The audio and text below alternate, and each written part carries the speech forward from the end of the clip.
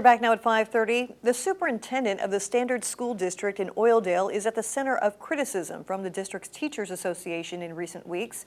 In particular, how she uses district resources to attend out-of-town professional development conferences. Michael Patterson joins us live now from the district offices with his investigation into those claims. Michael.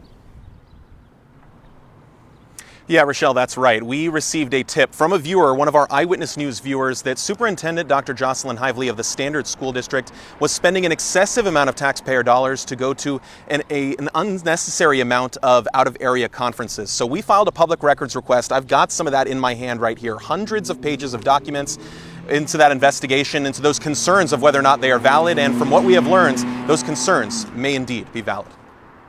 We, members of the Standard Teachers Association, hereby submit this resolution of no confidence in Dr. Jocelyn Hively.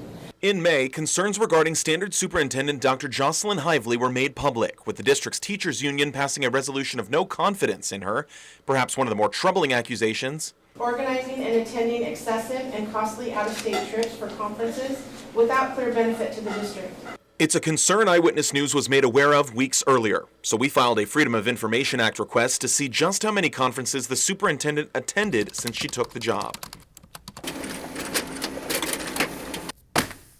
The document shows Superintendent Hively traveled all across the state and parts of the country to attend professional development conferences.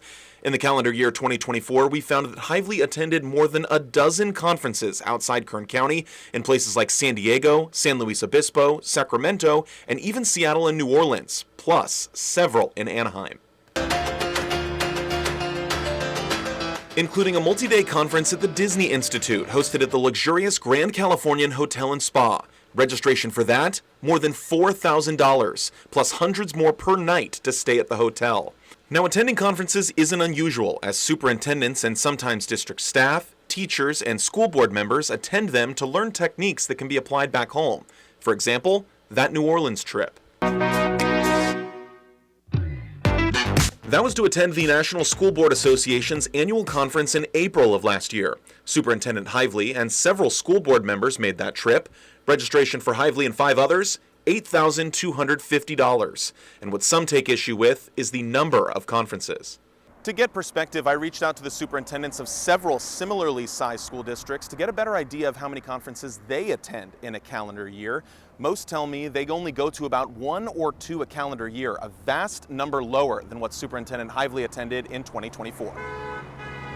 So we wanted to know, is attending these conferences actually helping students? Well, let's take a look at part of that question here. On the screen is California Department of Education data from 2024 showing some key metrics for the Standard School District. Now, it's important to keep in mind that Superintendent Hively has only been a superintendent of the district for a few years here. But again, this is 2024 data, and you can see in English language arts and mathematics performance, students in the Standard School District are performing in the lowest red tier.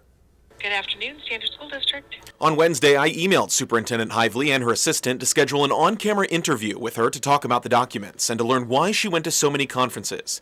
She didn't take my offer to be on camera, but did say in an email on Thursday she would respond to questions in writing.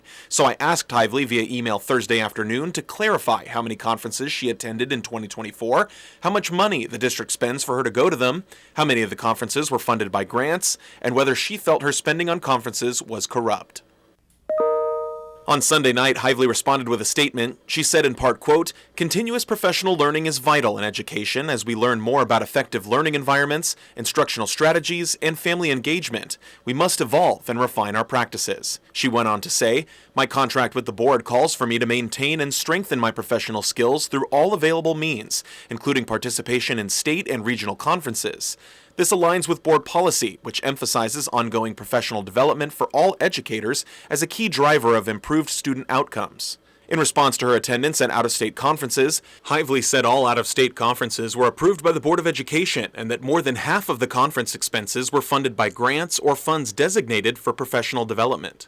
Hively acknowledged concern over the locations and frequency of several conferences, saying, quote, "While I understand that the location of some conferences may have created an unintended perception, we prioritized learning experiences that were meaningful and impactful.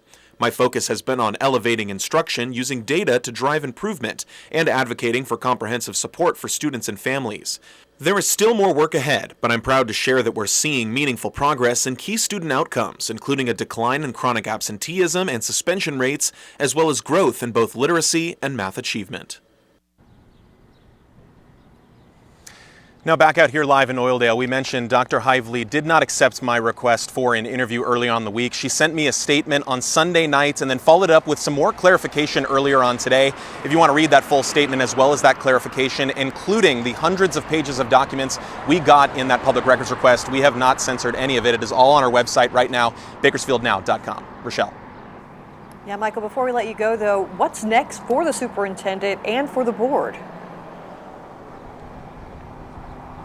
Well, actually, the school board is set to meet tomorrow night here at 5 in the Standard School District area here behind me. Again, 5 o'clock they will be meeting that, and among other things, they will be discussing whether to approve a request for trustees to attend the 2025 California School Board Association annual conference. That is going to be in the Sacramento area coming up in December of this year. So we plan to attend that meeting, and we'll have updates on that as we go on. Rochelle, back to you.